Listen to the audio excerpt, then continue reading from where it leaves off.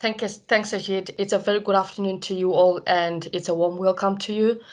Thank you for joining us today for today's webinar on migrant vulnerability and protection assistance. My name is Kuda, and I am one of the outreach assistants here at IOM Dublin. And just a little housekeeping before we get started. If you have any questions, please feel free to type them into the question box, and I'll I'll bring them up during the presentation. Thank you. Over to you, Rashid.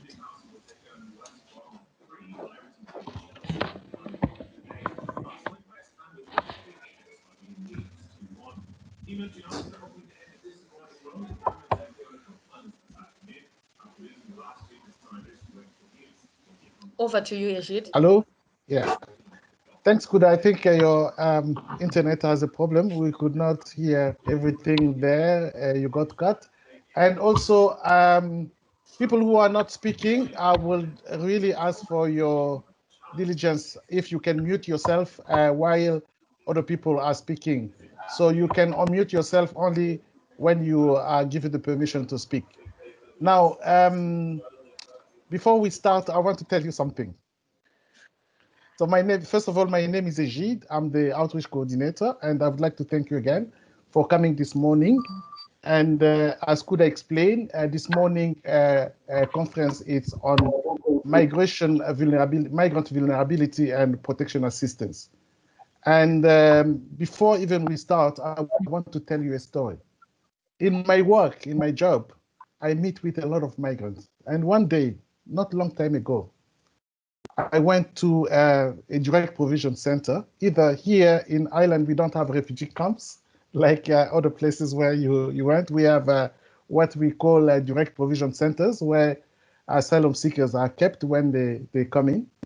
And in that center, I saw a young man, and I told my colleagues who were with us, and I said, I guess this young man must have a very long history of migration, and he must be one of the people who have been crossing the Mediterranean.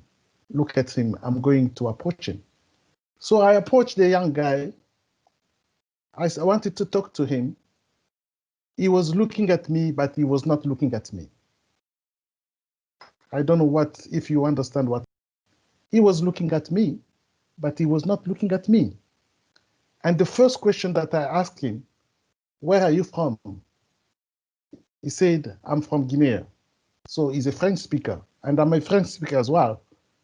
So I could speak with him. Despite the fact that he could speak French with me, he was not able to speak because he was not himself anymore. And I asked him, I'm sure you came through the Mediterranean. What country were you before? He said, I was in Spain. After Spain, I went to Portugal. And after Portugal, I came here. This man was not himself anymore. He lost everything. He lost his identity. He lost his humanity. After speaking with this boy, I met another one who was smiling, and he could not stop smiling, but it was not a smiling of joy. I don't know if he was conscious that he was smiling. And do you know what happened to this young man? Before he reached Ireland, he crossed 11 countries. 11 countries. He spent 15 years before he reached Ireland. That 15 years of his life gone, and he was no longer himself. Another woman, yeah, she approached my colleagues. I don't want to tell you what she told my colleague. We see only migrants. We see them as human beings. We hear their stories, and we want to support them in our churches, in our communities, as church leaders, as community leaders. Sometimes we find it difficult because it's so complex. may think of witchcraft. Yes, things are not working well for me because there is a hand there doing witchcraft. I can't find my way. It's so complex. So the migration journey very often affect our humanity. And it's so important that we as community, as faith leaders, as professionals, come together to discuss these issues so that we will be able and to come together with kind of strategic approaches where we can provide good support to people who with whom we are sharing our humanity. Conference this morning, it's a very important one. We brought a very specialist person who is going to speak to you. IOM Ireland, this year, we want to focus our work on the vulnerability of migrants. And we thought that we can never do this work on our own. We can do this work only if we work in collaboration with you as community leaders, as faith leaders, as agencies working very closely with migrants. Before we start, I would like to invite our Chief of Mission, Ms. Lalini, who has been here in Ireland for a year, but has brought so many years of experience working in migration field. She came from where migrants are coming from. She spent a lot of years working with migrants. And for just a year, our Chief of Mission has changed a lot of things, and we can see how this has been benefiting to migrants already. So, Lalini, I pass the floor to you to introduce yourself and tell the audience a little bit about our mission, and we'll continue later on with Ida. Thank you. Thank you, Ajit. Can you all hear me? Yes. Thank you very much, Ajit. I think Ajit has said it all, and Ajit being also a former or current faith leader, I think it's always very inspiring to hear you, Ajit, when you speak and you convey your messages, because I think as faith leaders you are capacitated in a way naturally, but also probably with the trainings that you do to really reach out to people, reach out to migrants. And this is, I think, one of the reasons why in a lot of countries we've realized that we need to work with leaders, be it community leaders, faith leaders, especially because you are very influential and impactful in the community. My name is Lalini, as Ajit said. I'm Lalini Virasamy. I'm the Chief of Mission here. I've been here for a bit more than a year. As Ajit said, I'm coming though with 13 years on the African continent, so it's my first experience on the European continent in a way. But I'm really finding it fascinating because I think you really need to get the whole perspective of the whole migration cycle when you're working with migrants. And although you hear a lot of when they're reaching the country of destination, and country of destination is not always Europe, and I've been in other countries of destination, but the European context is somehow very interesting. I'm definitely coming from a perspective of countries of origin or countries of transit. And as our main speaker today, we've been a lot on the African continent, and we've seen a lot of what we refer to vulnerability of migrants, you know, I mean, really understanding and seeing what it really means before leaving, while transiting, and when arriving, as Ajit gave us these two stories, very strong stories of when arriving in a country of destination. I think as leaders, I wanted to maybe relay 3 points to you, because I think as we all, as leaders, in a way, we all have that, I think, capacity to be able to respond, the responsibility aspect of what a leader can do. We all have that integrity in the cause, and we all have, hopefully, I'm sure we do, that insight that people maybe thinks that other people can't see or do, and that we're able to do. So I think this is also one of the reasons we wanted to bring all of you together, because I think as leaders, as I said, you're extremely impactful in the community. And you probably know more than us on the issue of vulnerability of migrants. We wanted to share more probably concepts and processes more and exchange with you on your own experience. But what we want to do ultimately this year we started and the years to come is really to connect with you as much as we can.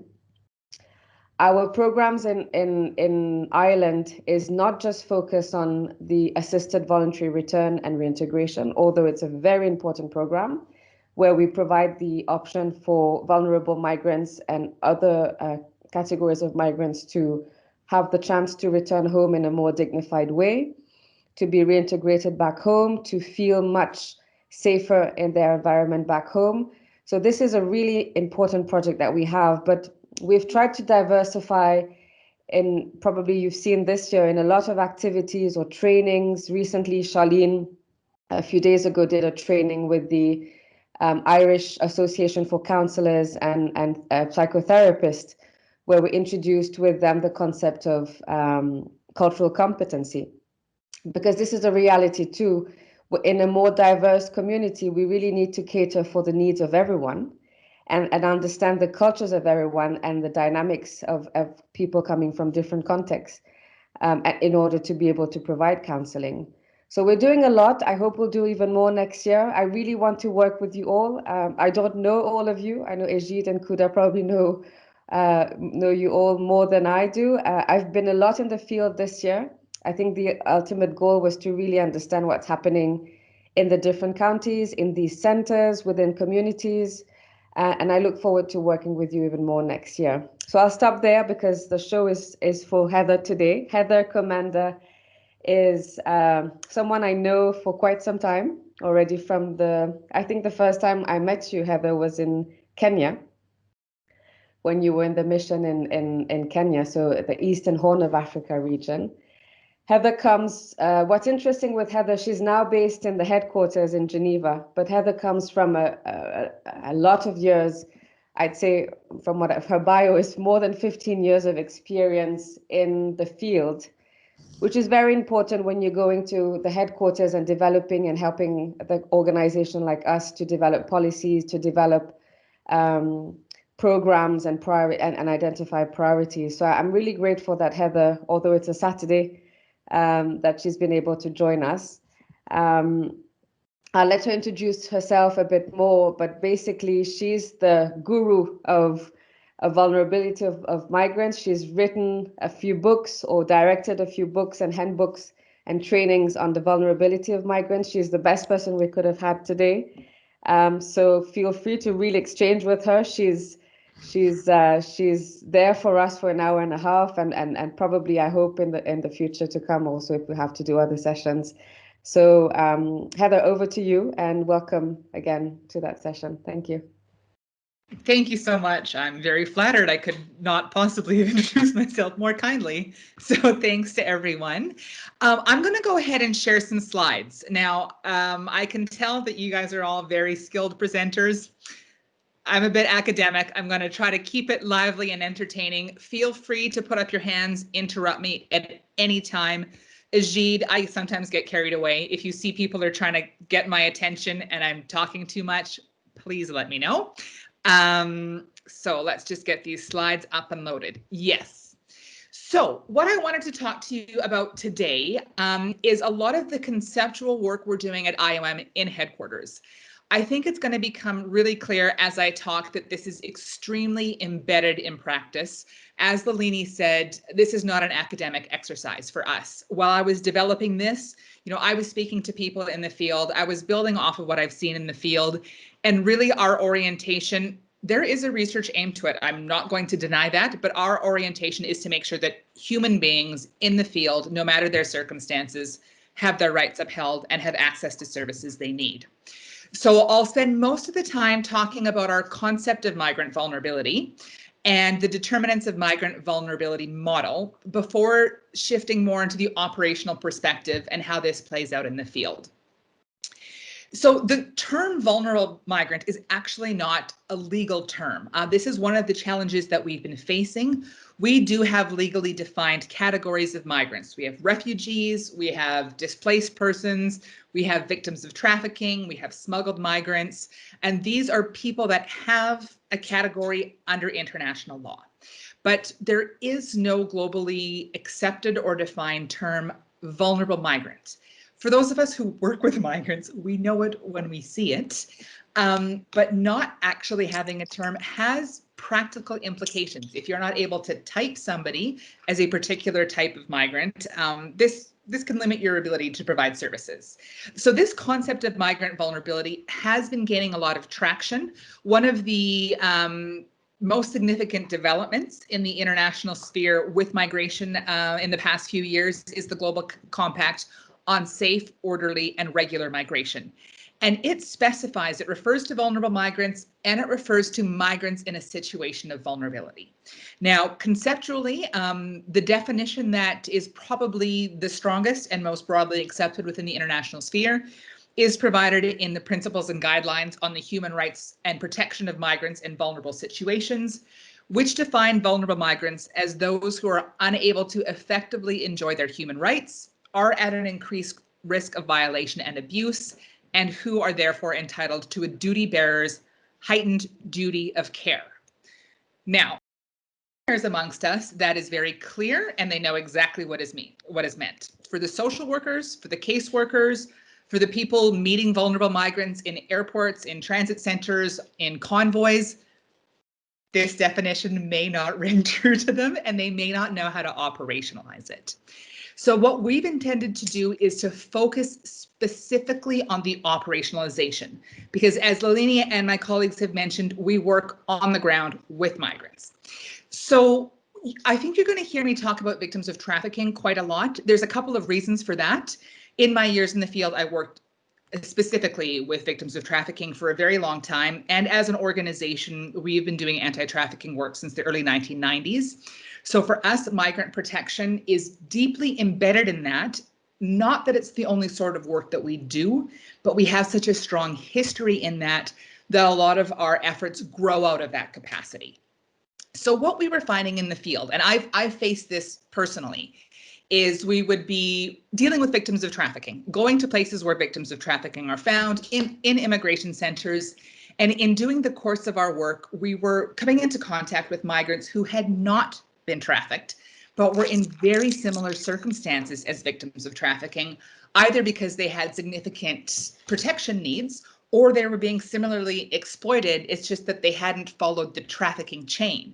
So in the international definition of trafficking, it's really quite concrete. There needs to have been an act of trafficking, so recruitment, transportation, harboring, receipt, or transfer, using an improper means. So, coercion, paying off of officials, fraud, deception, some sort of improper mean to get the victim of trafficking to consent, either through deception or to force them into a situation for the purposes of exploitation. And if that chain is not present and connected, we can't technically call somebody a victim of trafficking.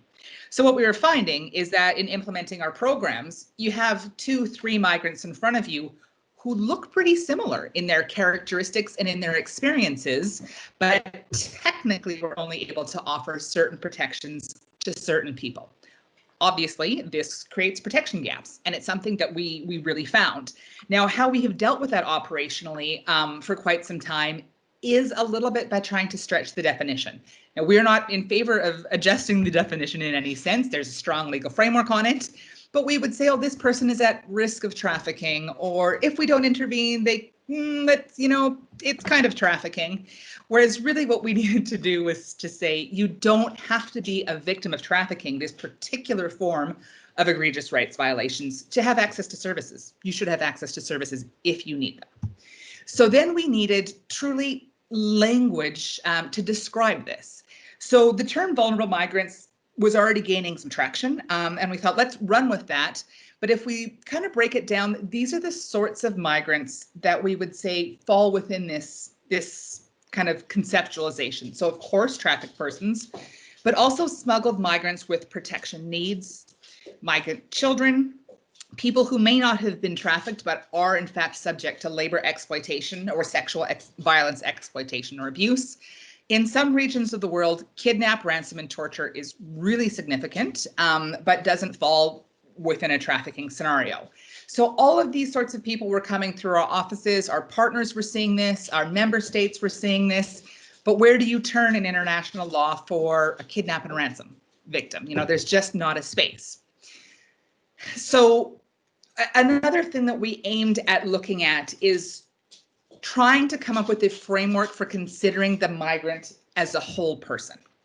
Now, laws deal with categories, and I'm not going to criticize that. We need to have categories, we need to understand, we need to be able to match people with protections, but the international framework does not have a full range of every possible category. One thing I also found, or was really thinking about as I was working on that, is one particular status does not determine your entire life and all of your vulnerabilities. And there's one example that I like to share because I thought of it often when I was working on this.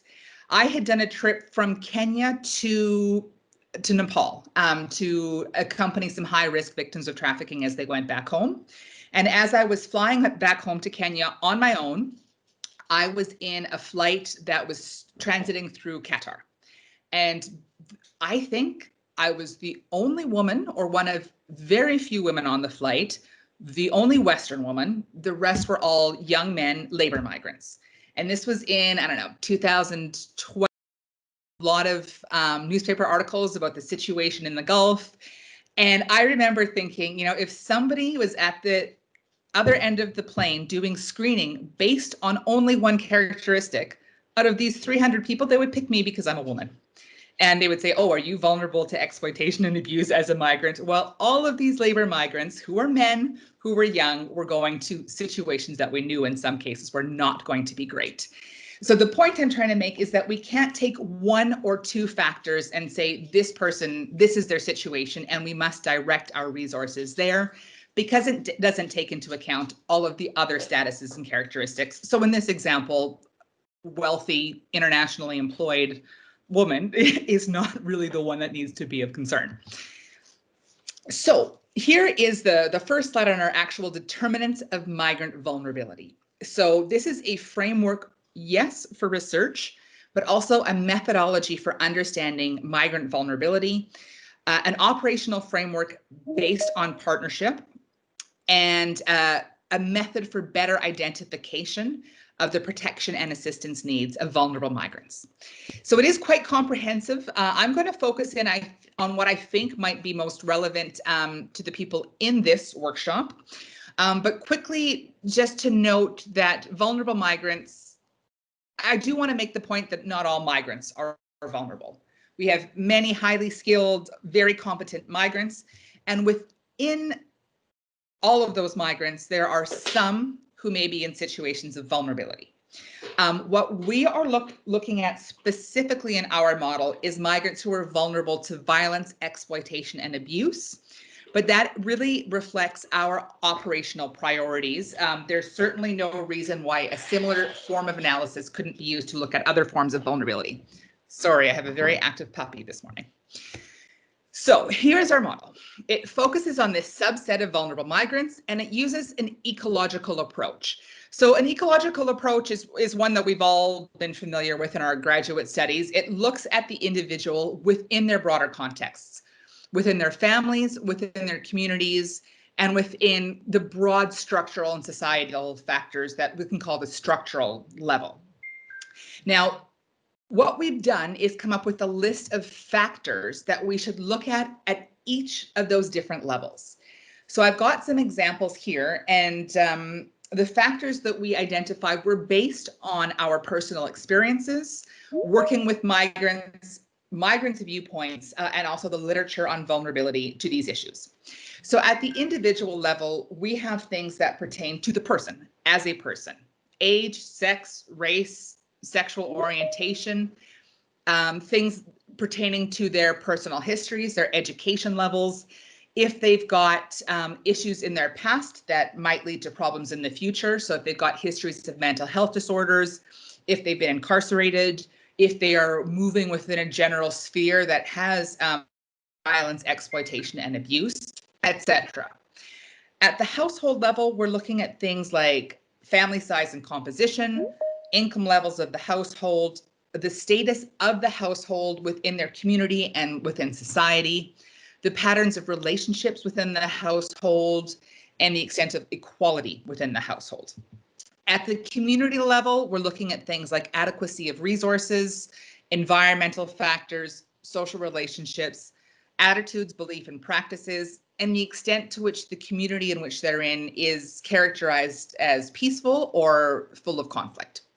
And then at the structural level, these are the higher level broad characteristics like rule of law, respect for rights, migration management practices, and broader historical, geographical, and environmental issues and trends.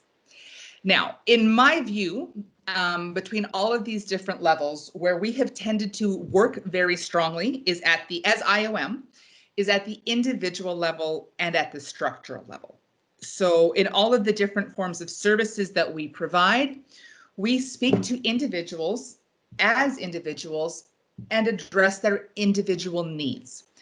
And this is appropriate, and we're quite proud of that because we don't just say, oh, you're this, I will give you that. Instead, we talk to an individual, we really get a good understanding of their situation, and then we provide them with individual level responses. However, if you only address an individual's needs and don't think about their broader circumstances, you can run into trouble.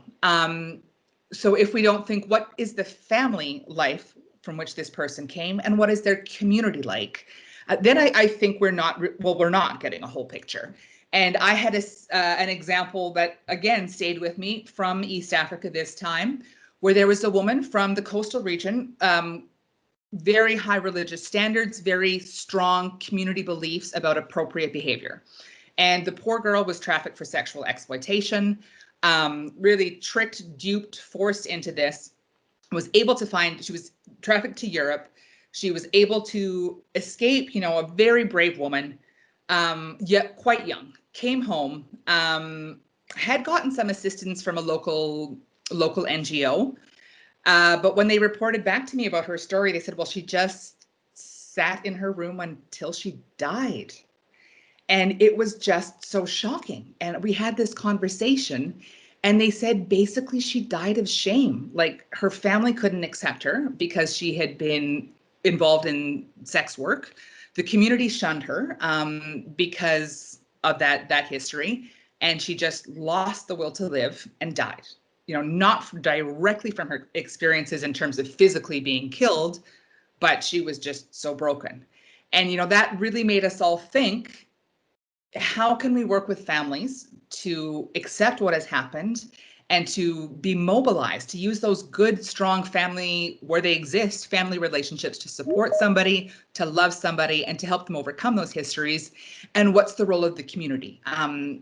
So there, I think it's very important to take the time to consider those.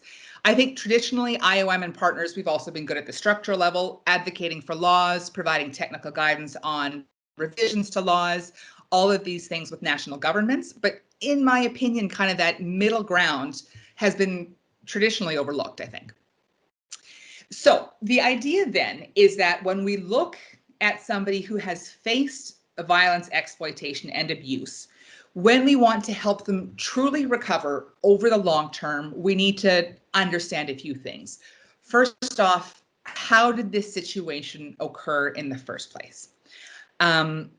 Because if somebody, after they're out of the bad situation, goes back exactly into the same circumstances, who's to say a similar event won't happen again? Maybe they won't be re-trafficked, but maybe they will find themselves in a situation of violence with a domestic violence or things like this.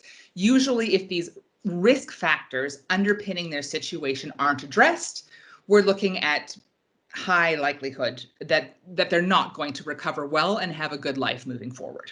So it's not only, the model is actually not only used for people who have already faced these circumstances.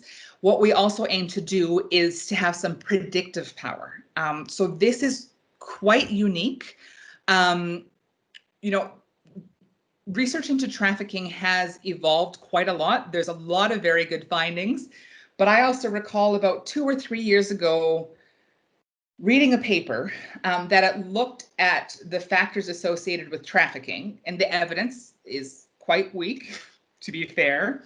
And one of the key findings is that proximity to roads is associated with trafficking. Now, that's logical. You need to be able to actually find victims of trafficking and able to entice them and exploit them. But I just kind of thought, my goodness, 25 years on, and all we can say is that proximity to roads is a risk factor to trafficking. Like, we need to have some more sophisticated theories and sophisticated approaches for actually finding out true, because what do you even do about roads? I mean, that's not really something that gives us a good roadmap to addressing the issues. So the idea is that we do a comprehensive analysis and start looking at the mix of factors. So I've identified different factors up above, for example, and these we just know are important. But the idea is that we start to understand if they're risk factors or if they're protective factors. And for me, this is one of the model's innovations, because there is in international development a tendency to focus on deficits. So what is wrong with this scenario? And let's fix what's wrong. There's nothing necessarily wrong with that, but it's by no means comprehensive, because everybody has something going for them.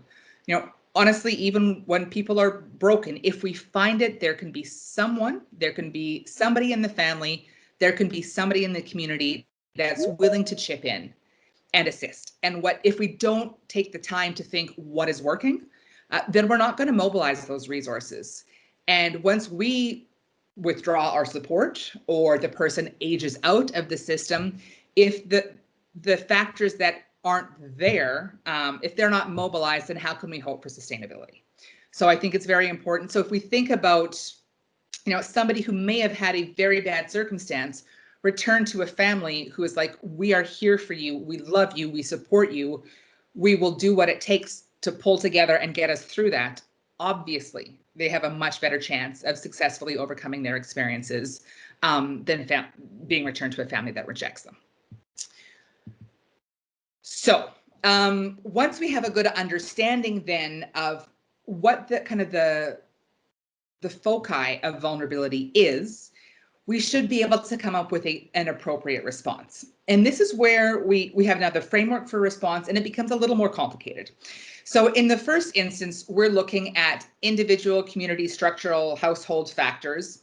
And we get this information not only from the individuals themselves about their personal characteristics and the characteristics of their families and communities, but we also need to do our own analysis so that we can do vulnerability profiling. We understand what the risk factors are in a particular community. We understand if the national government is upholding people's rights or is more likely to facilitate violence, exploitation, and abuse because of discriminatory practices, etc. So once we know that, then we have a better capacity to respond. Particular case of trafficking or other forms of exploitation and abuse, and we say, okay, you know, really what happened here is this person is from a dysfunctional family, has a history of substance abuse, and just kind of was on a wrong path. And what we think we need to do here is address the underlying substance abuse and do family counseling and perhaps assist with education and livelihoods. That's a reasonable response. If, as is common in some parts of the world, we see groups of migrants and families becoming vulnerable because they fled conflict in their community, or they just got tired of losing land due to environmental degradation, we need an entirely different set of responses.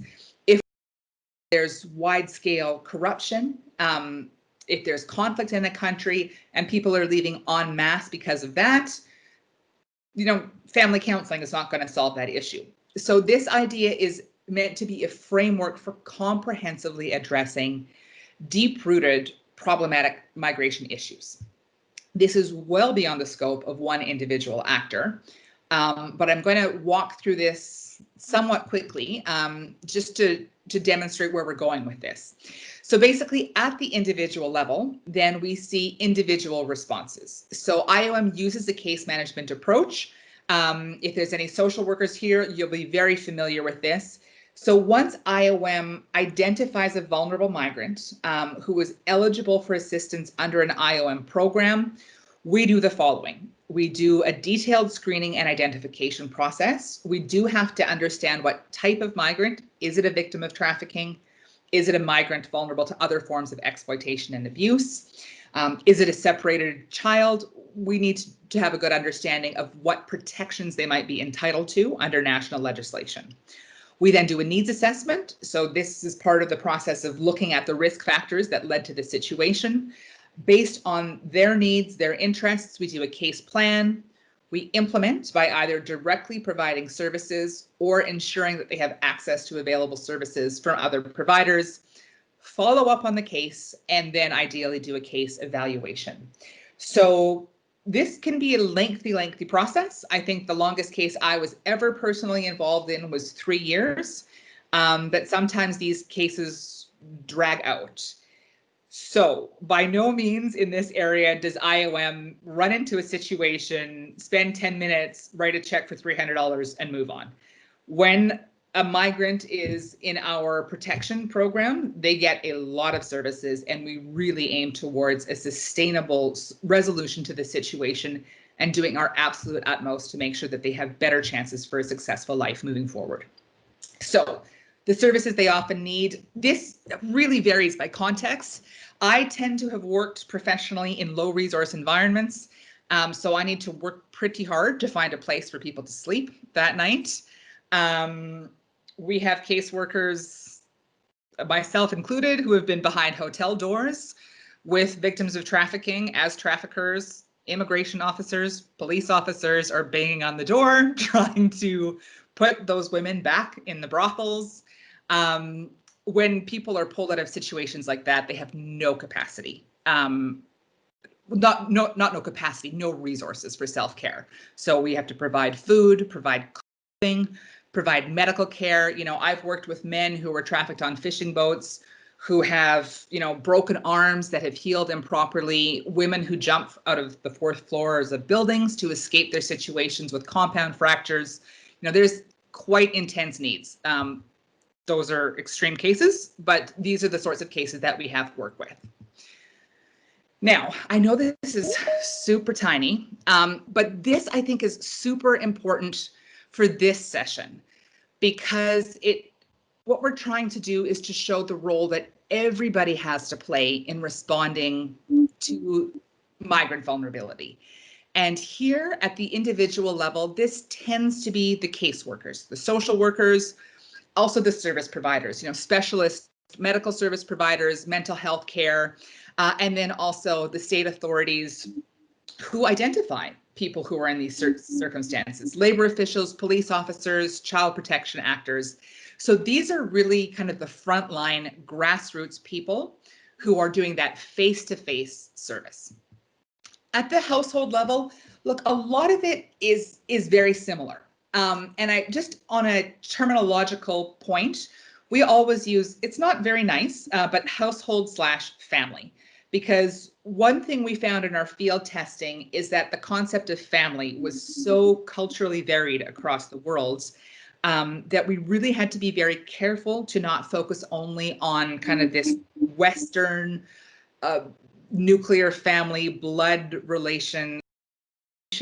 We can have multi-generation households. We can have households that have very few blood ties, if any, but have been traditionally living together and have developed a family concept. So we just want to be clear that this is a stretchy concept, but still this is the unit that people turn to. So we're not talking about some random roommate that you're living with in college, although maybe we are, but those people who, when you find yourself in a tight spot, you call on the phone and say, can you help me out? And there's a reasonable expectation of a positive response.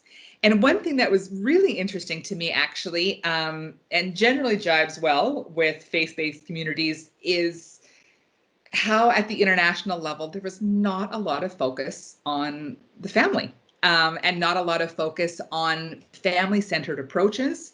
And I think that this is quite an exciting space where we can really start to say that strong families produce people who are less vulnerable to these forms of violence, exploitation, and abuse. And even if it does happen, because of course it certainly still can, that strong families are a vital role in response. So what this looks like in terms of response very often is, the family counseling, looking at the household as a unit. Now, right now for us, this is most strong when we're dealing with children who have found themselves in these circumstances, because you don't give a 12-year-old a livelihoods package. You don't expect them in most circumstances to get straight to work. You look at the household. Do the parents have employment opportunities? What's happening in the household? Why was this individual trafficked or exploited or sent out to migrate where another one wasn't? And just to understand the family dynamics, again, to strengthen the household. And then in terms of broader government programs, often this looks like cash-based programming, cash for work schemes, etc. And also we're very interested in enhancing social capital, because what we can see sometimes is that families become basically, or there's elements that are antisocial rather than pro-social. So let's say a tolerance of criminality in the household, or histories of violence, histories of excluding some members from decision making. So, maybe women can make money, but they can't decide how to spend the money. Maybe the elderly, once they're 65, they're put off in a corner, never to be heard from again, which I think is also one of these interesting concepts in terms of cultural differences, because in our research, we're seeing that a lot of cultures really respect the elderly and go to them for advice, whereas other cultures, I'm from Canada, unfortunately this happens here, the elderly are locked up in an attic and people collect the social security checks, and there's a real problem with elder abuse. So it's really important to always contextualize these situations.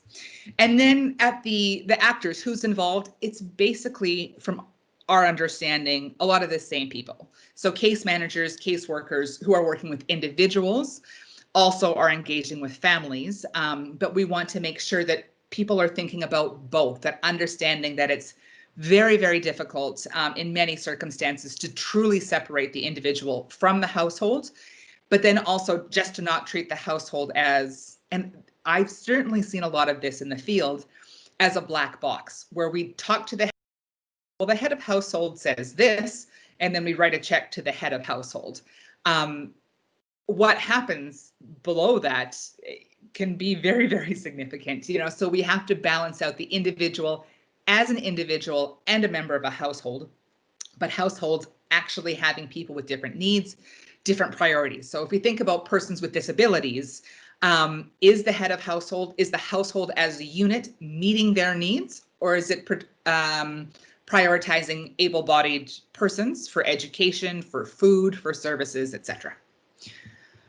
Then at the community level, we've identified 4 pillars of appropriate response. The first, and for these next 2 levels, really it's focused on building local governance capacities. So engaging with local leaders like faith-based organizations and faith leaders to improve their knowledge, skills, and resources, and to really engage them in planning and response issues related to migrant vulnerability.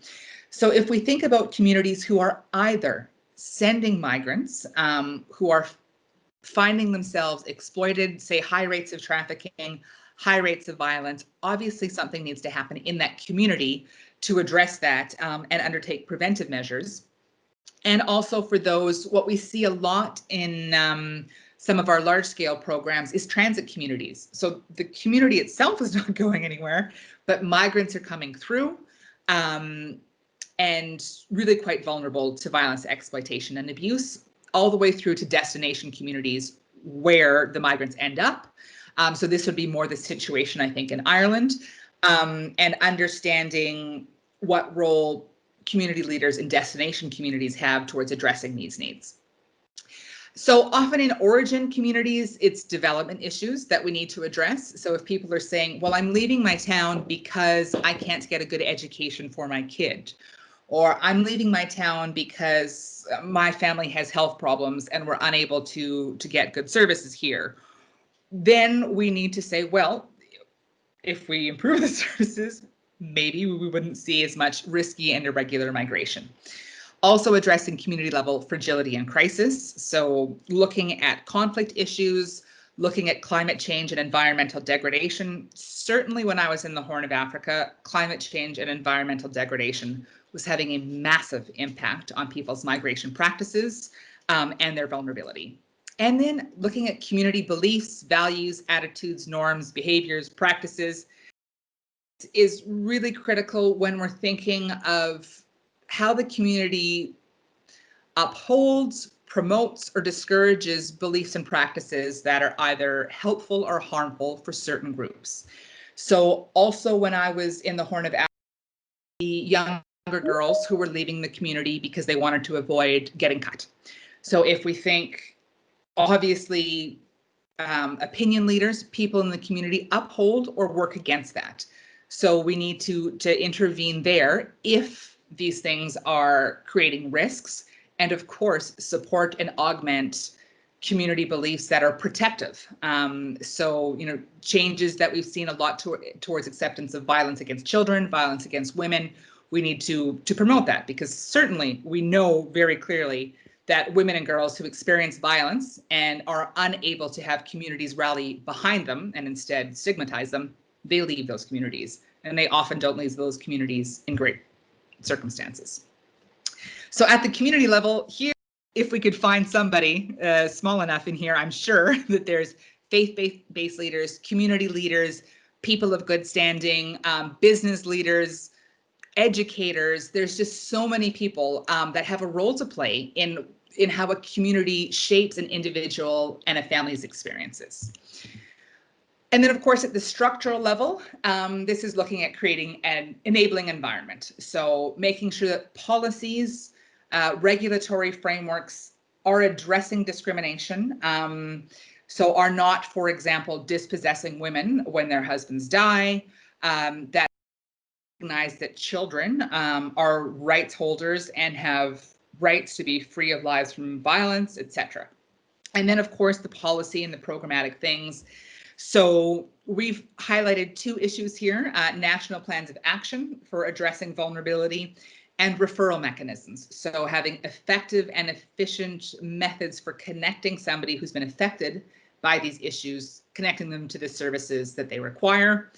And then your typical upstream programming, building capacity, conducting advocacy, doing data and research, and addressing specific policy issues.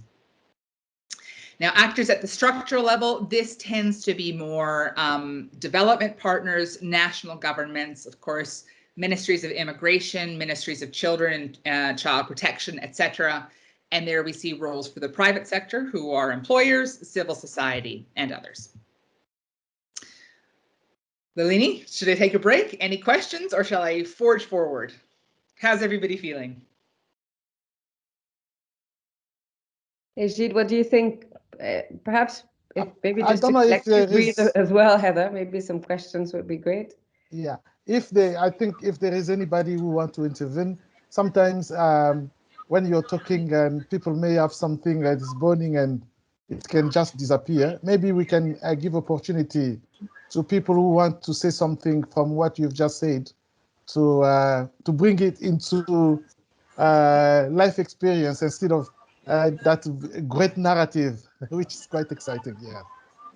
Is there anybody who want, with the warmth, the fire that you may have now from either presentation, who want to come in and say something before we move on?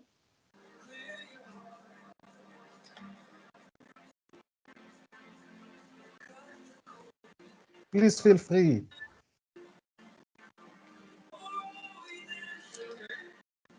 We have also some of the colleagues here from IOM. I think the presentation is valid for all of us. If you want to say anything, we have our two colleagues here, Bridge and Charlene, who are well dedicated working with vulnerable migrants. They will be also here to answer some of the questions to fit into the local context. Maybe yourself, you may have to say something here as well, if you wish. Thank you.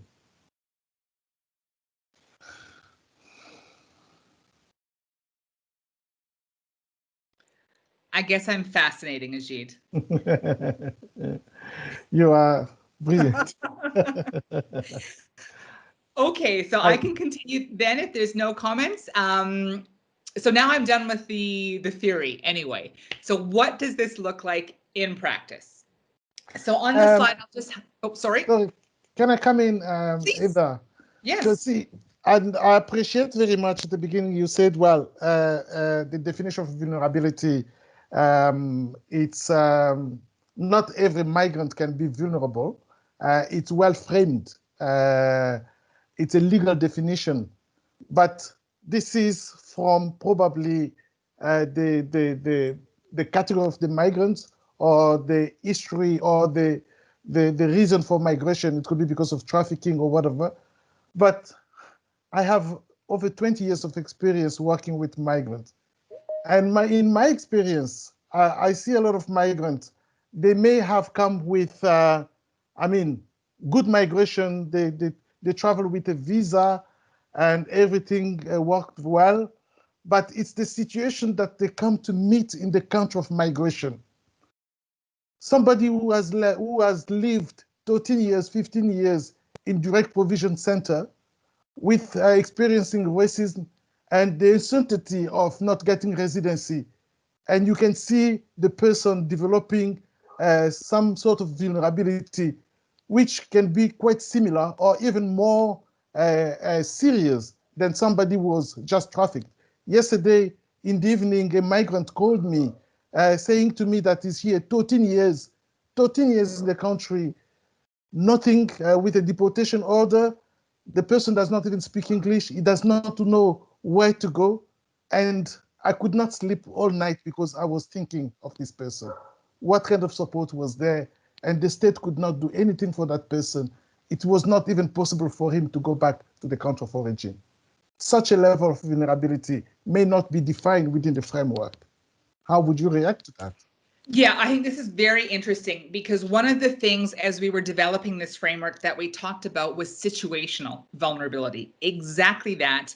And what I think is interesting is now we are seeing, it's tragic, but a situation with the pandemic where people who typically do not have personal characteristics that would make them vulnerable find themselves vulnerable. And I think it is critical to understand that it's not only people who are individually vulnerable or who have characteristics of vulnerability that find themselves in these situations. So there are other external factors that can create this. And then when we were trying to explain it, to be honest, when you break them down, it still comes from one of these other levels. So there may have been an event at the community level, there may have been a structural level. So let's just say the pandemic, that's a, what is that even? But it's a global condition that is creating circumstances. So the governments are reacting, for example, by closing borders. So this is not a value comment on that, but what then happens is that migrants can't move. And migrants who had resources, who have visas, they're being expelled from their houses. They're being the first to lose their jobs. They're becoming impoverished, even though they weren't before, and they're finding themselves on the street and they're turning to prostitution. They are being labor exploited because people will say, well, I'll give you $1 an hour, take it or leave it. So these are situations that we also need to address. So they do fit. But the problem is with situations, there can be so many different situations that it's hard to write it up. So certainly they fit. We would just have to then characterize it in a particular way. Great. Thank you. We have someone who is their hands up there, Faris. Yeah. Faris, please go ahead. Yeah, sorry about that. Yeah, so just a quick question. in terms of kind of having an idea around a framework or a response to abuse in general, you've mentioned a few. You need to focus on the individual, the community, which mostly includes the family and the friends of the person, the community leaders, and also the structural level, which is, I believe, the government and the NGOs. Is there anything that I'm missing from that? I'm just trying to create kind of a map of a response. No, that is exactly it. Oh, okay. Okay, thank you very much. You're welcome. And actually, I think that's a nice segue to, there's how do we move this from theory to reality? And we've come up with two sets of tools. One is for understanding the situation, because one thing I didn't address enough in the first hour of talking is that this model is meant to be a relationship between the migrant and the caseworker. And the caseworker has to have a certain level of expertise. So it's not like we're going to say to an individual, can you tell me about your government's laws and how those laws have shaped your vulnerability? That's not realistic. We need to go into our interviews and into our relationship with migrants knowing certain things. So we have developed a profiling methodology to tell us, IOM workers, NGO workers, anybody concerned in this response, to give us a level of knowledge that helps us interpret the individual circumstances. So on our website, for those who are interested in this sort of work, we have vulnerability factors assessment toolkits at each of those different levels. There's questionnaires to ask people. There's a list of factors to examine, and there's some guidance on how to operationalize that in the research, with the idea being that we would be able to identify trends in vulnerability. So this community, this country, this region is affected by sexual exploitation or labor exploitation of children or what have you, so that we understand the context and we understand the interplay between those circumstances and laws, policies, migration management practices. Then we have a second set of tools that is meant specifically for the social work and for the care to be delivered to individuals. So in the first set, we're just gathering information for research. We wouldn't necessarily action anything, although we might refer for assistance. This set of tools is to determine what is your situation, do you need services, are you eligible for services, and then to figure out what you actually need. So we have a whole bunch of different forms. We are very close to finalizing all of these forms, but the idea is that they would be available to externals, to service providers, to NGOs who are engaged in this sort of work, because we don't see ourselves as only a service provider. We do see ourselves as also building the capacity of entire networks to be able to better protect migrants.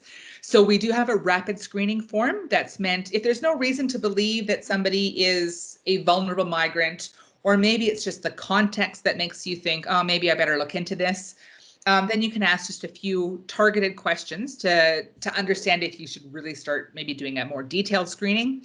Then we have screening for victims of trafficking, and then also for this new category of migrant vulnerable to violence, exploitation, and abuse. All of the forms are similar. We have just general interview information. Where is it happening? Who did the interview? We are very, very strong on consent. So making sure that the migrant understands why we want to ask them questions, what services they might be eligible for, making sure that they're not children, or if they are children, that the appropriate guardian has provided consent, etc. Then we collect basic bio data, and then we have the questions on risk factors. So the sorry, Heather, I don't know if you're still projecting the PowerPoint, because we don't see anything on the screen. Thank you for letting me know. Yeah. Is it back? Not yet. Yes. Okay. Fantastic. I don't think you missed much. I'll just quickly show we have the profile tools. That's on our handbook. Then the screening tools. And this is the content of what's in those tools. So there's contextual indicators that I, as the caseworker, should know, and I fill out that part. So I might say, yes, this person's sexual orientation is a risk factor in this context. And then we get the individual information from the individual. Now, trafficking in persons, IOM does have a standardized form that we've been using for well over a decade now.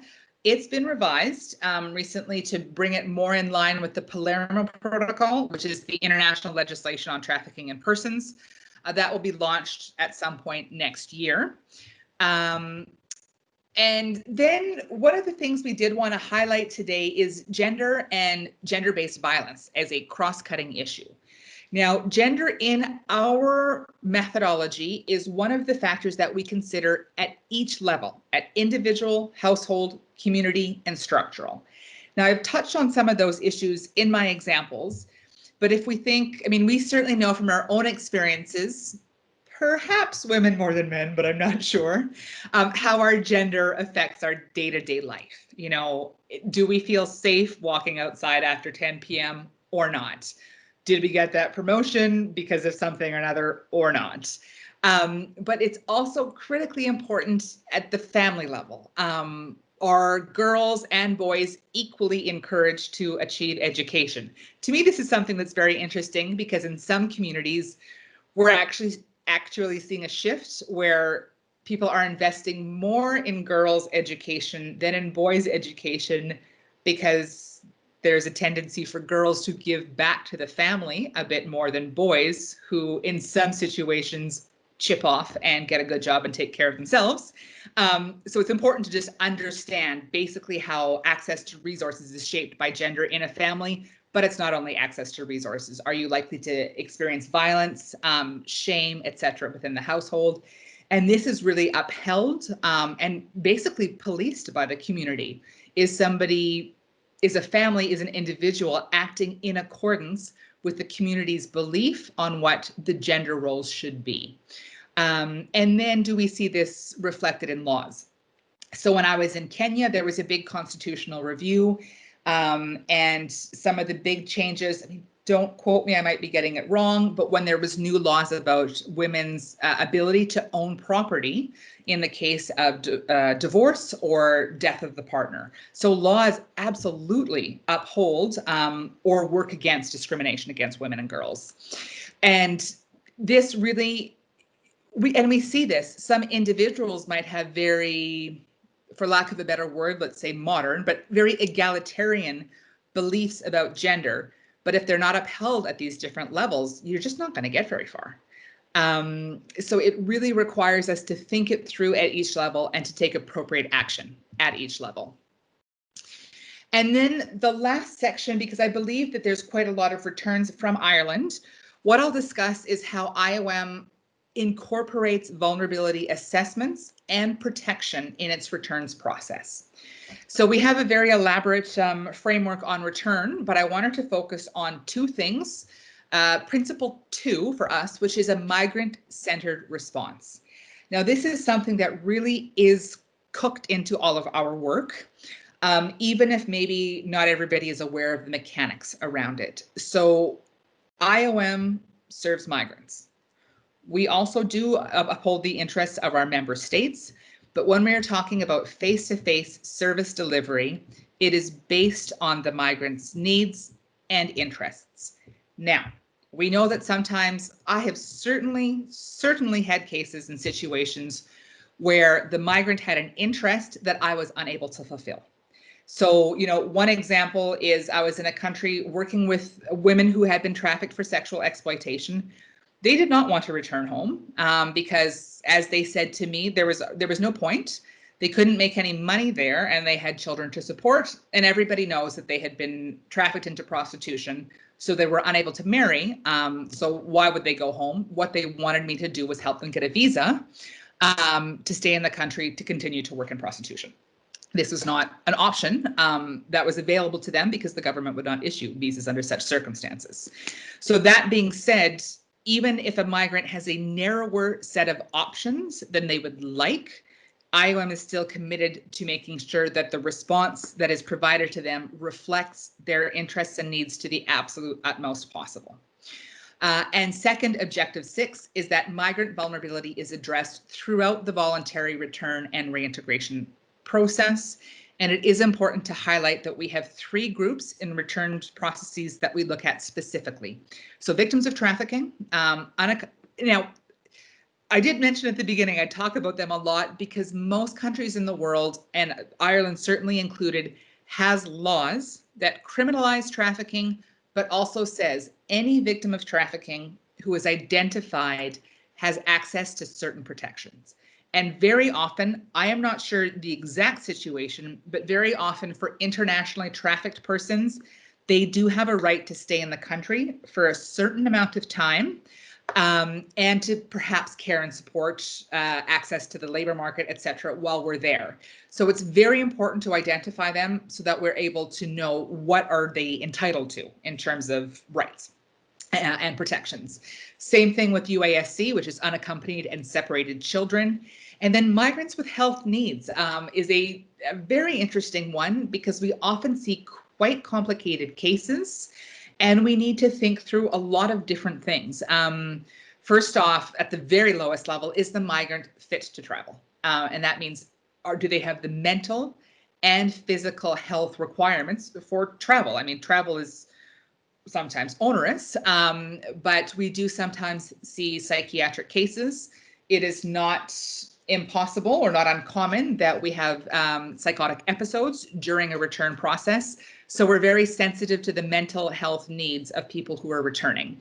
But then also, is there specific considerations? Does somebody need a wheelchair, et cetera? And very important is continuity of care. If somebody is returning back home, do they have access to medications they need? So if we think, do they have HIV/AIDS medicine? Can we reliably ensure that they would have access to antiretrovirals for as long as they need them?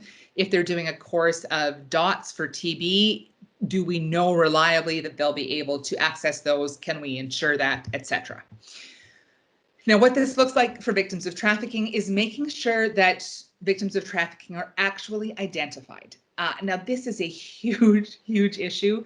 I know that in Europe, there's a lot more procedures for this, but it is extremely easy, to be honest, for victims of trafficking to slip through. I mean, it's not very easy for them to get past an IOMR, I don't think, because we do so much anti-trafficking work. But if people don't know that trafficking is an issue and they don't know how to do the screenings for it, we could be returning somebody who has a high risk back home, either of retribution via trafficking or of re-trafficking, or even if they don't face risks back home, they just have rights and protections available to them that were unfulfilled. So we want to make sure we look at a few specific things. Have they had the opportunity to access justice? Because they are victims of massive rights violations, victims of a crime. Do they wish to pursue, and this is happening more and more, I think, payment for the work that they did while exploited, et cetera.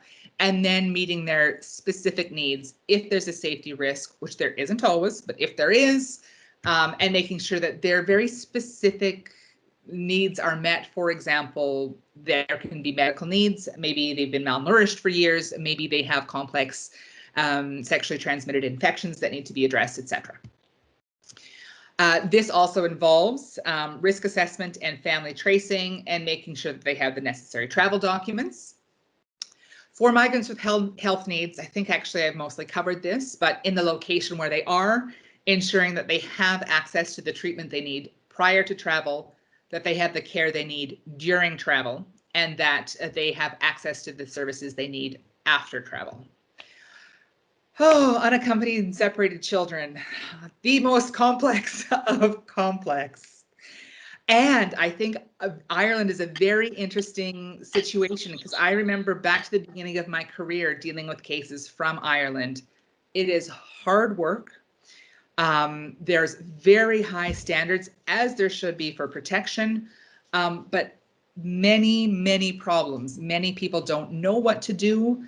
Many countries, including wealthy democratic countries, just don't have procedures. So what we often face is our safeguards, which is you cannot return a child, an unaccompanied child, unless there's a best interest determination, which is a specific process involving specific government actors codified in law. We can't do it. That's very difficult to get done in many countries. but it's straightforward. What we're facing now is situations where a child is with one parent, but not the other parent, and we don't know if the other parent is deceased. Somebody says they're deceased, but we don't have a death certificate. Is this a custody dispute? Are we abnegating parental rights if we move the child, etc.? And then what about if one parent wants the kid to go back, but the other parent wants the kid to stay? And all of these legal procedures have to be done. And then we have to think timeliness is critical here, because it's this child hanging out in limbo, not getting education. So does the safeguard itself become a risk because it takes 18 months to process a case while the child is falling behind?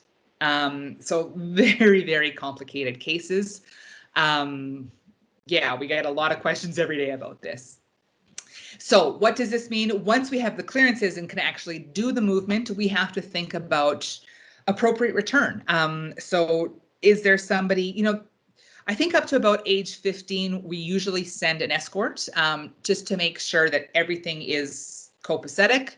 But even that process requires a lot of thinking through. Is there a therapeutic relationship established between the individual? Or are you going to take a kid to the airport and some random person shows up and says, here's a badge, I'm with IOM. I mean, sometimes that's not great either. So making sure that the return process itself is as gentle as can possibly be. And then in the country of origin. Now, if you have found a parent and everything is good and there has been a family assessment, great. What about if you can't find the parents? What about if the government says, well, we take them back to these care institutions, and you're like, yeah, those care institutions are terrible. There's a lot of things to think through. Are you just dropping a kid back home? Do they have access to livelihoods or education? It's not just about, okay, congratulations, you're back home in Ghana, life is great now. We have to think through, why were they separated from their families? How did this occur? And is this really and truly in their best interest? And how can we set them up for the best possible life, so that they're just not constantly behind their peers? And then, of course, dealing with fairly complicated issues like access to health and education. So I am happy to say that that was my last slide. Pretty comprehensive discussion of migrant vulnerability. More than happy to answer any questions you might have. Thanks very much, Eva. I think that was really, really very informative in terms of your wealth of experience, bringing them into this very comprehensive narrative. As you can see, most of the people participating in this webinar are community activists, community leaders, and what you experienced yourself through different missions, they do experience that every day. Myself, as a migrant and migrant leader, faith leader, as Lalini said at the beginning, I hear so many stories. You just spoke about children, very complex. I hear stories of children in different communities. They may be brought to the pastor saying that, especially children coming from Africa, that's this child that we brought in here is a witch.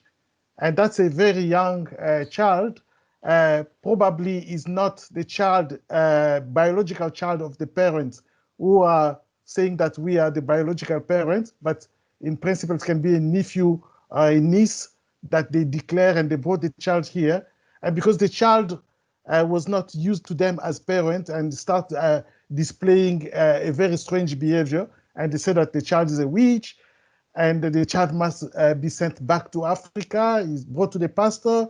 It becomes a very complicated case. The pastor does not know what to do, or the community leader does not know what to do. There are young girls that are already adult, but they declare them here as minors so that they can come within the framework of family reunification. And once the girl is here, start messing up with adult men in the community, being abused, and it's so complex. So there are so many cases here. I would like to leave it to you as faith leaders, as community leaders, to discuss with somebody who has really good experience on that. And I think the good thing with IOM is we have brought all this together and come up with a kind of very comprehensive response where all the actors are involved, not only you as community leaders, but the state, but the individual and the family and everything. So that's why we thought that a kind of collaborative approach will be good in terms of in the process of restoring life. So I leave it to you. We still have good numbers of time for interaction. It's not only about asking questions, but also sharing your own experience in this field of vulnerability of migrants. The floor is yours. Thank you.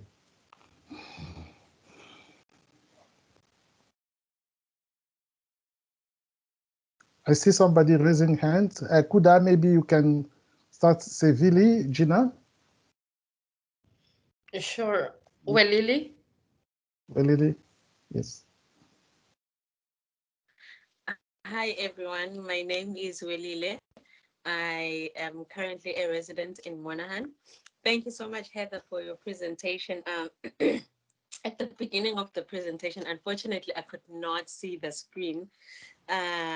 You spoke about migrant vulnerability and the issue of definition of that term. If you don't mind, could you like repeat that for me, because I just could not see. I'm a person who understands things better when they see and hear all at once. So I could not see your slide. So if you could repeat that for me, please. Sure. So it's actually a good point, because I didn't give our definition. Our definition is actually almost a methodology, and it says that vulnerability is determined by factors at these 4 different levels. So that we have to consider risk and protective factors at individual, household, community, and structural. And we actually have like a numeric, like an algorithm to assess that. So we basically add scores to the vulnerability, the more negative factors are there, and reduce vulnerability, the more protective factors there are, to kind of come up with a composite indicator. So basically we see and I don't have it in front of me, but migrant vulnerability as the interaction of risk and protective factors at these different levels. So it's sort of like what you do when defining it is you put the risks on the one side and the protective or not really protective. How do I put this? You know, when you make a list of disadvantages and advantages. So are you saying that that's how you actually find factors? I mean, migrant vulnerability. Exactly. Now, the only caveat I would make to that is this situational thing, where sometimes, even if you don't have many negative factors, sometimes bad things just happen. You know, you believe the wrong person one night when you're tired, or you're caught in a pandemic, or we've had cases where people become vulnerable because they were robbed. So this fancy framework is good for understanding at the macro level. Of course, at the micro level, people can just experience vulnerability. Sure. Thank you very much. I see Abdullahi as Thanks, up. Lily. Abdullahi. Yeah, hi everyone. Thanks so much for such a wonderful presentation. I really learned a lot, and I'm actually Abdullahi Mansawi. I'm originally from Freetown, Sierra Leone. I've been in Ireland for over 2 years now, and thankfully I just got my residency a few months ago.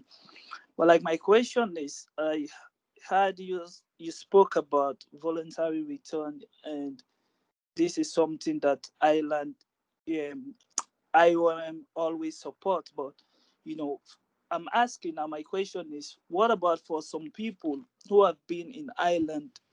Because this is based on my experience living in direct provision center, and I'm still living in direct provision center. People have been here for years, more than 10, 15 years, and they already made a family here, they already settled, but like because of the how can I say it, the rules of like they got deportation letters, and this is, you know, like hard for them, and you know, they don't really want to return. They want to stay in Ireland, but because of their circumstance, they have no option. They have deportation letters, and this is no secret. We've been hearing people living in direct provision center committing suicide and all of short. So I'm asking, is there any help IOM usually gives to people in such situation? And also, secondly, I heard you also spoke about, you know, gender-based violence, which is critical and is no secret, but people tend to, like, you know, don't pay much attention to it, especially for us living in the provision center. You know, people, you know, used to live, you know, in privacy, and you know, consider, you know, a family here in Ireland seeking the provision or living in the provision center just being, you know, a family of 3 or 4 or more than that, being, you know, placed in a single room without no privacy. And it's really hard, you know, not that because of the circumstance or because of the situation, you can see that, or because of maybe the parents can't afford, you know, to take good care of their kids and all that. And that creates a lot of, you know, negative Discussion. situations about gender-based violence. And people tend to, and thirdly, people also tend to, because based on my experience here in Longford, for example, people die in silence because they can't speak out. And you know, most of the managers or the staff who are running this direct provision centers, they are part of the problem because they inflict so much fear in people. You know, so people tend to not get involved or seek, you know, support or assistance because they have this negative perception that it's true. If I get involved in anything that, you know, will, you know, liberate me or be a sort of help, I'll have, you know, problem with the manager here or the staffs here, and that will affect me Like from this. getting my documentation and all that. So people tend to just die in silence, and it's really frustrating and it's really hard. Thank you very much. Okay, there's a lot of policy points there. Lalini, I'll handle policy, and if there's anything local, please help me out. So first, on deportation orders, actually, IOM will not do a return of somebody who has a deportation order, because in our view as policy, that's not voluntary. So basically, it's tricky to say, we don't like deportation orders either, and we won't engage with them, which is honestly, it creates some problems also, because perhaps even a deported migrant would benefit from some IOM services. But as a matter of policy, we don't do those returns. Now, that raises a lot of questions because they're in a very vulnerable and tricky situation. I actually think it's related to some of the issues you've made in detention centers, because we do sometimes engage in improving conditions in detention centers. I don't know if that's the case in Ireland. We do it in other countries. And look, it's tricky because that can be interpreted as participating in the system of detention. It can also be interpreted as these conditions are bad and we need to save lives and improve those conditions as much as we can. So our policy, there's a few points that we like to make. We are not in favor ever of immigration detention, never of children, absolutely never. And if there is a child in the household, our view is that the child and the family members should be removed from immigration detention. As a matter of policy, we also encourage governments to look at alternatives to detention absolutely wherever possible. The research is quite clear. There's not that many risks of absconsion. That's the technical term, that people will abscond and stop to touch base with immigration officials. There's really not strong reasons for treating migrants like criminals.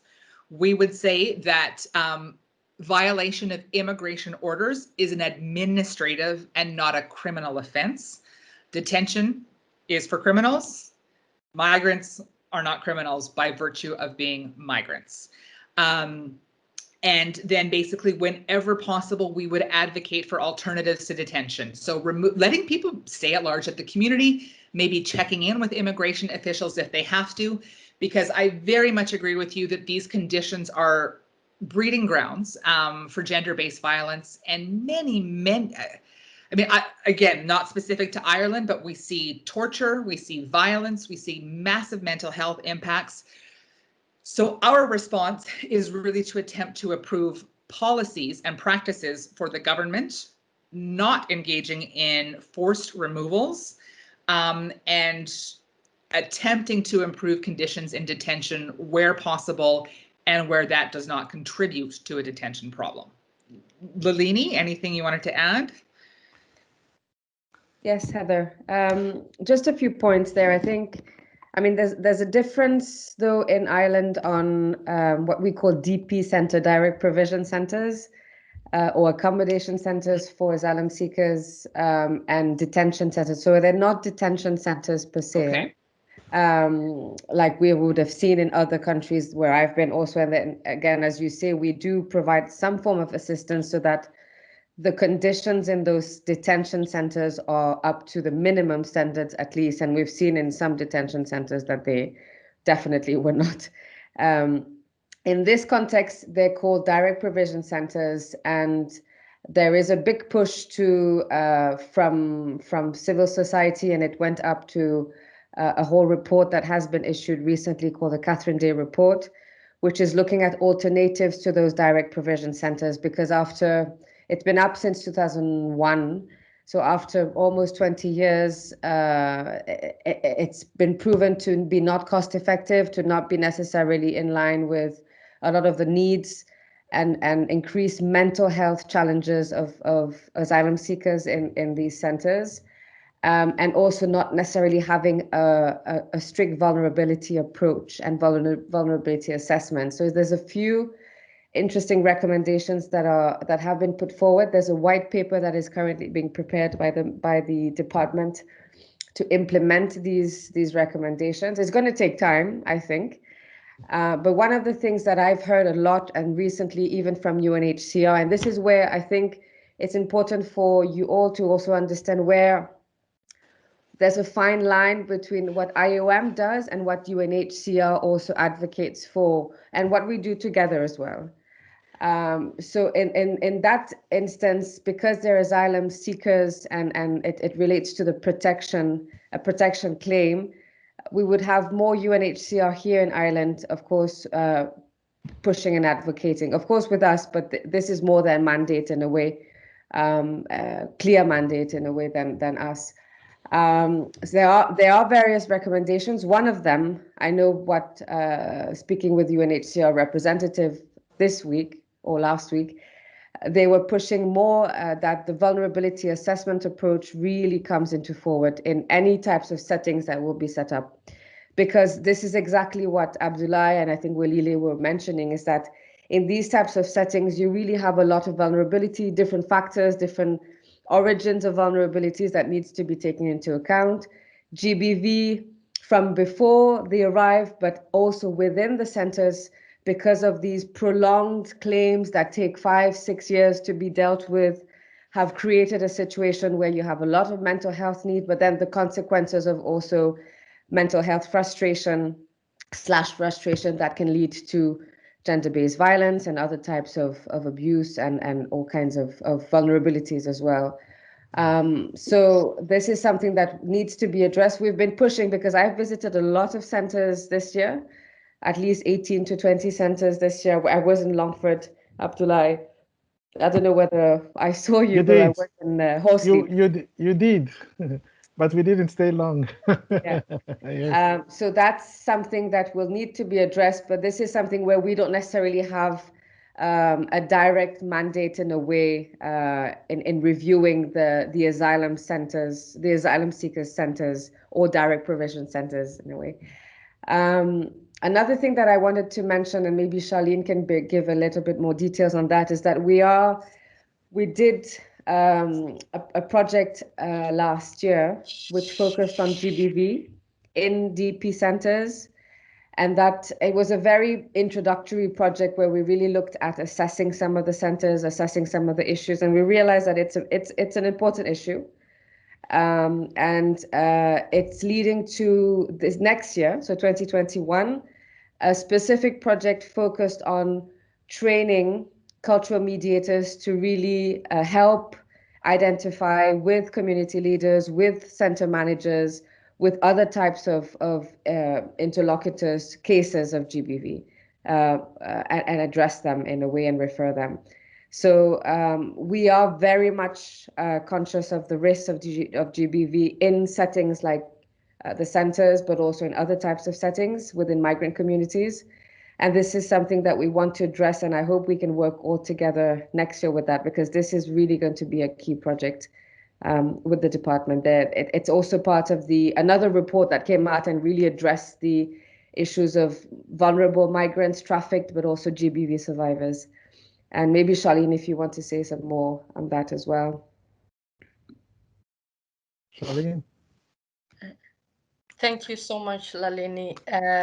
We have Beth. We have about three more.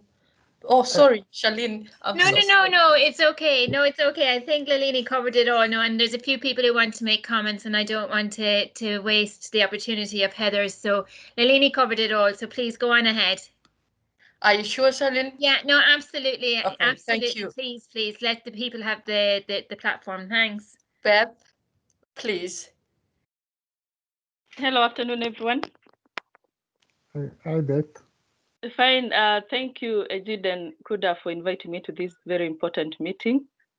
I've learned a lot from Heather's presentation, but I think Verasamy has answered my question in her contribution, because I wanted to ask about the women who are trafficked to different countries, and when they get there, they find themselves in situations where they have to find a way of survival, maybe because they are undocumented and all that. So they end up getting into conditional marriages.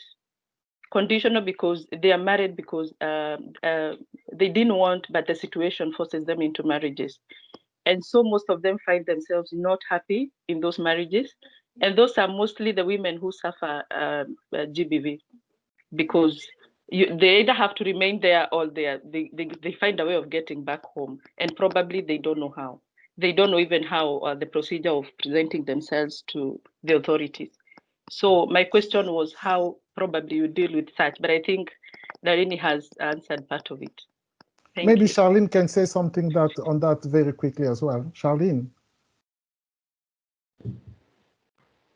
Sorry, Ajid. Yeah. On DP centers, is it? Yeah, of just what Beth has raised. Some women who have been trafficked and they find themselves into being forced to marry, and they're very often victims of gender-based violence as well. And yet they may wish to go back and they don't know how to reach out even to the authorities, and it becomes quite complex for them. Yeah, and yeah, they could be in the direct provision centers or within the community. Yes. And that is something that was highlighted to us quite a few times actually throughout 2020 mainly, and it is something that we are looking at, especially around the project that Lalini just spoke about, whereby we are going to train on cultural competency amongst frontline service providers. And that includes DP centres and state service providers around victims of trafficking. So and NGOs around easier referral mechanisms, more approachable referral mechanisms, and a bridge, I suppose, between services, state services and frontline workers, between the services that they offer and the actual victims themselves. And when I say a bridge, I mean a cultural bridge of interpretation, not just a language bridge, whereby the migrant or the victim themselves will feel more comfortable in approaching and talking to these services. But it's definitely 100% true what you're saying. It is something that we've noticed around DP centres, whereby there is an issue of the ease of talking. And the project that we actually built upon, the one that both Lalini and I have spoken about, is actually built upon another project called the Protect Project, whereby we developed guidelines around GBV and cultural competencies. And we did do trainings with DP Centre managers around the issue. And it was through that we learned that there was still a greater need, especially around victims of trafficking. So it's definitely something that we're looking at for 2021. Thank you. I'm just conscious of the fact that we are a bit over time. I see still some hands up. Maybe Kuda, can you invite them to share? Thanks, Ajit. Thanks, Charlene, again. Bemba, please.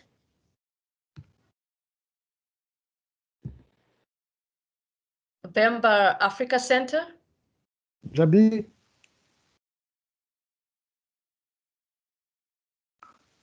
I saw him coming in and going out. Sometimes it could be the internet problem. Polaji, please. Hi everyone. Good afternoon. Sorry about that. Now, first things first, I'd like to say, well done. I'm very, very proud of this whole meeting and everything like that. It's been amazing listening to everybody talk. And I know I've been in and out at times. I kind of miss one or two things, but it's just really good to kind of talk about the challenges that we deal with every day and how we can help people and things like that. It's basically amazing. So. And again, thank you for inviting me to the program. Everyone has spoke really well. You know yourself, Echide, Shaya, Basami. I'm sorry if I'm not pronouncing your name well. Apologies about that. Komenda as well has done really well as well. So it's just been amazing to just know that, you know, there's a lot of challenges. There's a lot of ways we can help. And things like this just even give me more areas to look into as to what I need to do going forward and things like that. Yeah, I suppose that's it really. I just thought I'd like to say thank you to everyone, and the point has been nothing but amazing. Yeah, Abdullah as well. Yeah, I forgot to mention you as well. Apologies. You made really good, vital points as well. So thank you so much. Thanks very much, Bolaji. Bolaji is one of the great community leaders. He supports a lot all the DP centers in County Leash and runs a lot of activities for not only asylum seekers, but migrants in general. Thanks very much, Bolaji, and I think you're a great person to work with. Thank you. Thanks, Bolaji. Fashik, please.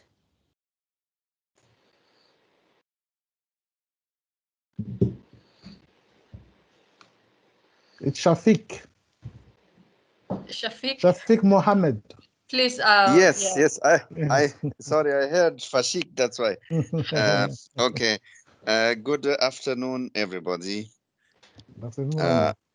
I am really pleased to be in this meeting, and I'm proud that it is for the humanity. And I feel it's we all are together. That's for one purpose. It is to serve the humanity in any aspect. So I'm thankful to Heather for their valuable presentation and the discussion from each of them. Also from Abdullah, who shared his experience. As same issues I faced like in DP centers, like delay of the cases, which leads for further human trafficking. I have been met with some people for 5 years and 11 years. They were thinking about how to go out to another country. As for example, it is not able to return to their native country to be safe there. So they think about another thing, how to go another country, either by human trafficking, to get rid of this situation. And this also leads sometimes to a massive depression, which may result on like suicide, maybe. And this is a kind of problem facing the asylum seekers in the DP centers, which is, I'm also agree with Abdullah with the silent die, like he mentioned. Some of asylum seeker cannot share their serious issues with any NGOs who helping asylum seeker or other departments, maybe in fear of that they will affect their case. but there are. If they share, the DP center manager will tell them, I'm not happy with that you raised this issue. And thanks again, because I may not deliver my points correctly because I worked 12 hours in hospital and I came here. I slept only for 2 hours because this meeting was very important, and I was very eager to participate in this meeting. Thanks everybody again, and wish to see further in next. Thank you. Thanks, Shafiq and Abdullah. They have been just selected as our focal point, and I can see how they are very eager and they are supporters of IOM. Thank you for raising those issues, which are really true. I don't know if either or Charlene, I want to say something on that. I think I have said enough. Yes. But thanks to everybody for listening for so long and for the very interested engagement. It's really nice to hear. Yes, it's true. I mean, what Shafiq has just raised in terms of migrants being vulnerable to further trafficking because of kind of deficiency in the processing of applications here. So that's something that we experience on a daily basis. And as usual, migrants are the great people to know what are the issues. And it's good to hear them from you. Thank you. Thanks, Ajit. I think Bemba is back there. And my apologies if I pronounced your name incorrectly earlier, Mohammed. Mbemba, are you here? Jabi from Africa Center. Member actually, Jid, Member actually sent his question on the chat. Okay, can you and maybe say he it? Yeah. actually said that it was addressed by myself. I think it was more related to the DP centers again, but we'll be more than happy to engage with him also if he has any other questions. He probably has some issues to unmute. Hi, can you hear me? Oh, okay, great. Yes. Hi, yeah, thanks very much, Heather, for that presentation. And to be honest, I think, Salini, you have answered my question. It was just related to the vulnerable people who are actually waiting for deportation. And then I think like it's kind of a thin line you have just mentioned about the work of UNHCR, but I think it would be good if you can really work with them because this is a government issue, and sometimes some of these people have been forcibly deported to areas whereby they are even more vulnerable than the situation they are in Ireland. And I think so many of those things are happening as well. Some people have lived here for a while as young people, and we have now seen that they are actually going to be deported into countries they don't even know. So it's something I think just to, you already flagged it, but it would be good to see what you can do in terms of UNHCR and maybe even more collaboration with the groups as well in future. Thank you. Maybe just to add on that very, very quickly, Member. There's a few things that we discussed with the authorities this year. I'm already saying last year, I think I'm already in 2021. Is a few things. Is first of all, in cases where there are deportation orders and they are very vulnerable cases, we have been discussing with authorities to see whether instead of effecting the deportation order and the person is consentful to go back home and wants to go back home but doesn't necessarily want to go through a deportation order, whether revocation of a deportation order can be possible. It's complex because it has to go back to the minister's discretion or something like that. There's a whole process. But this is something that we have discussed with the specific unit of the department to see, well, in that case, can we actually just revoke that and they go through us, and because we have just additional support before they leave and once they arrive. That's one thing. The second thing is the fact that, and this is also why we're focusing so much on the vulnerability approach this year at our level, at least in the mission, is the fact that the projects that are coming and that have started at the end of this year but will be running through 2021 is really emphasizing on the vulnerability assessments first, from the level of leaders like you, from NGOs that will refer cases to us, but also from the Department of Justice.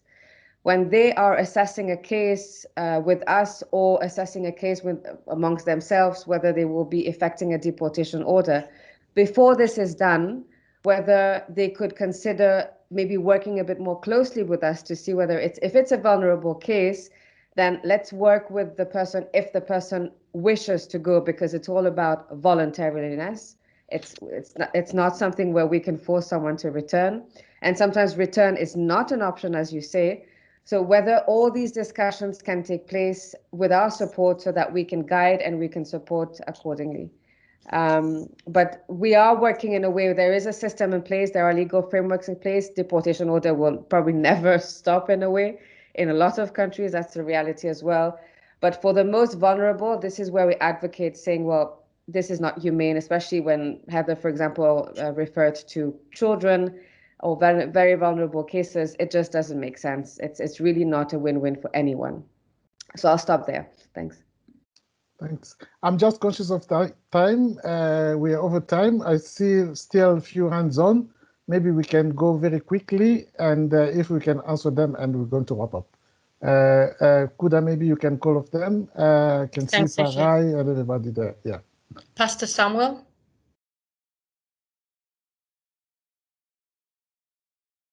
Thanks very much. I so much appreciate this opportunity.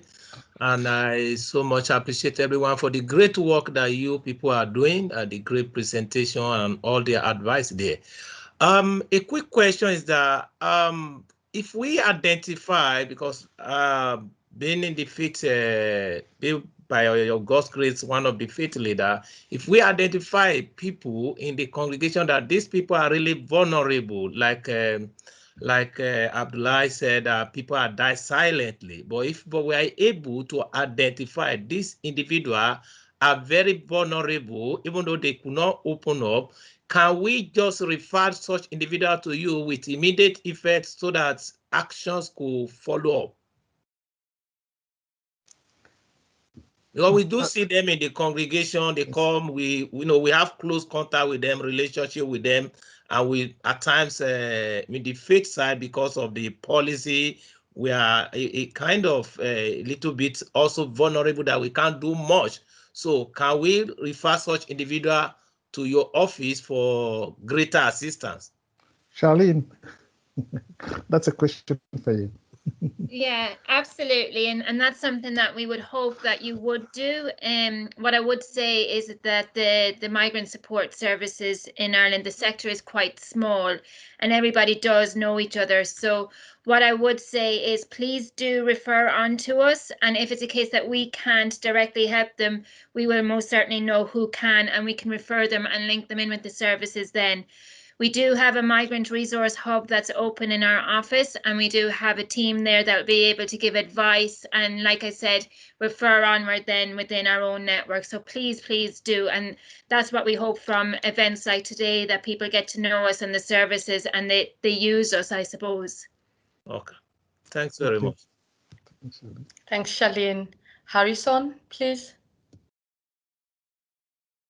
First of thank you very much for inviting me. I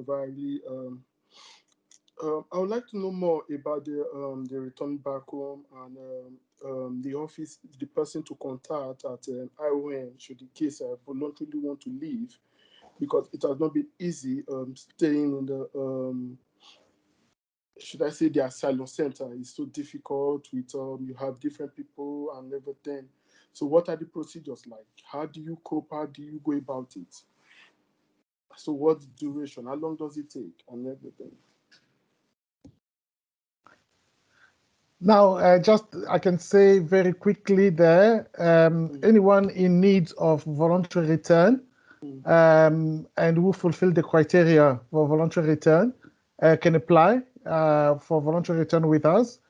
We have a free number that you can ring, and one of the colleagues in the office, usually it's my own team, we will speak with the person willing to return to the country of origin In general, all the people in the asylum process are qualified for voluntary return, and also undocumented migrants who are quite vulnerable are qualified as well. The process is if you apply, one of our colleagues from the operation team will assess the application, and the application will be forwarded to the Department of Justice for approval. And once it's approved, if you have any travel document, we can then support you just to book the ticket and ask when you're willing to go. If you don't have a travel document, we can support you obtain one from your embassy or your consulate. And then we can even organize virtual counseling for you to find out what are the reintegration opportunities that are in the country of origin, to give you really good advice, so that it's not just taking you and dumping you back into your country of origin, but really support you to start life again. And that's why we also provide kind of financial support for the migrants who are returning to reestablish themselves back in the country of origin, which gives them the opportunity to migrate again in any country of EU, versus if you are deported, you may not be able to be allowed back to Ireland or to any other country. So in saying it briefly, whoever, or if you have people in your group want to return to country of origin, the best thing to do is, first of all, to call our office, and then we can process from there. Okay, good. All right, thank you very much. Thank you, Harrison, for the question, and thank you, Ajit, for attending to it. I think our last question will be from Mr. Diache. It's Farai. Yes, Farai Diache, Mr. Diache. Okay. In terms of time, all protocols observed, it is my pleasure to see the likes of Ajit on this forum. I think Ajit will bear testimony. We have been in the trenches for too long a time in Ireland, and he knows Ajit where he's sitting there. There is too much systematic racism in Ireland in so many spheres. Get to apply for a job today using my name, Farai Jachia, and get to apply for the same job using Eddie Murphy, for argument's sake. Eddie Murphy has high chances to actually be invited for an interview than myself. I think all these things that we are talking about today emanate from the systematic racism. Anyway, secondly, my question is, during the campaigns for this previous election that happened in Ireland, there was talk of actually closing all the direct provision centers. But I'm just wondering why they are still in place today. Maybe there's no one who can actually give me that answer, but I would be very, very interested to understand why we are still in that predicament. Thank you so much. Farai is the leader of the Zimbabwean Heritage, so that's a Zimbabwean association. I don't know, maybe this is a question that Lalini can answer. The sensitive questions you sent to me. Yes. Sorry, my child wants a shoe. Sorry. I'll find the other shoe. Sorry about that. You're absolutely right on the fact that there has been a decision taken and a commitment taken from the new coalition government to stop the direct provision centers, and that's been very clear. It's a process, though, that's going to happen. You know, there's so many things that are interlinked with the whole management of such a structure that has been there for 20 years, including contracts that are given to outsource these services and things like that, but also to define a proper alternative process, because a lot of we're saying, yes, it's a great idea it's the best option today to move away from that option, but what is the alternative? So they are working on that. If you look at we can share that with you if you're interested. There's the Catherine Day report with the recommendations to how to move forward. And the minister, we had a chat with him, the Minister of Integration. We talked to him with UNHCR Wednesday. And he talked about his priority being the adoption of the white paper, which will actually really map out the way forward. And they are committed to do it, but it's a process. And of course, it will take time. I'm sure it will take time, and there will be frustration there because, of course, you living there, most of you living in the centers, you just want change, immediate change, and it's normal. But it will take time, I'm sure, and this is where you will have to manage that expectation in a way, because there is a commitment, but it will take time to be implemented from my point of view. I'm not responding to your question, but I'm just giving you more information on the process. Okay. Thanks very much. I think we've spent 2 hours on this call. And it is really an opportunity to thank Heather for spending your weekend to speak with the group of our key partners here in Ireland. Sometimes when I think of the coronavirus, the COVID, I say, well, it's so negative, but it brought a lot of positivities here, because in normal time, we would have invited you here. It could be a very long process and may not be easy. But now that we've gone virtual, it's so possible to run a lot of events and to have very important people like yourself facilitating such a meeting.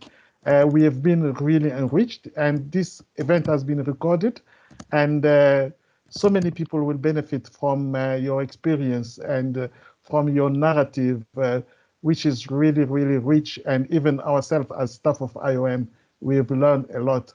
Thanks very much. I'm not the one closing the meeting. I always say à tout seigneur, tout honneur. So I'm going to invite our chief of mission to say a word of thanks to you all. Thank you. I'll be very quick because we've taken a lot of your time already on a Saturday. Just two things to thank Heather. Again, I'm conscious that it was a Saturday and that we're all already extremely busy on the days, the remaining days of this year. So I'm very grateful to you to have been here, and grateful to all the participants that have taken the time to listen to us. I think it's already a great commitment of trust that we've built. A lot towards Egid, because I know you all refer to a lot knowing Egid and Kuda, but that's also, I think, our bridge to you knowing more what we do within IOM. And I'm very grateful for that. And I think the dialogue is open in a more formal way, and we will continue that dialogue with you. The idea, as Charlene is saying, is to really, as much as possible, talk to us, refer cases to us, let's exchange so that we can really work better together. The last point would be maybe just on racism. I mean, I don't want to talk about it in length because I think there's a lot to say. But one of the things that we're launching on the 18th of December with the Lord Mayor of Dublin are 2 pieces on racism, 2 very powerful pieces on racism, and the importance of acknowledging the contribution of migrants also in specific sectors in the country. So there's one piece that we're going to actually launch also in a specific sector of a migrant contributing very powerfully to a specific sector, which is sports here. It's of course an awareness raising tool, but it's also opening in a way the discussion with us being involved in saying, well, there's more to be done. And that's something that we want to tackle with you all in the years to come. So again, thanks a lot. I look forward to meeting you in person once the vaccine is rolled out. And have a safe weekend, and really many thanks and gratitude to everyone. Thank you. Thanks very much. Thanks very much. May I invite maybe Lalini and Charlene, Kuda, I don't know if the bridge is here, if we can stay a little bit for maybe 10 minutes. And thanks to you, and have a nice weekend, all of you. Thank you. Thank you, everyone. Thanks very much. Thank you. Thank you. Thank you, Kuda and team, for organizing.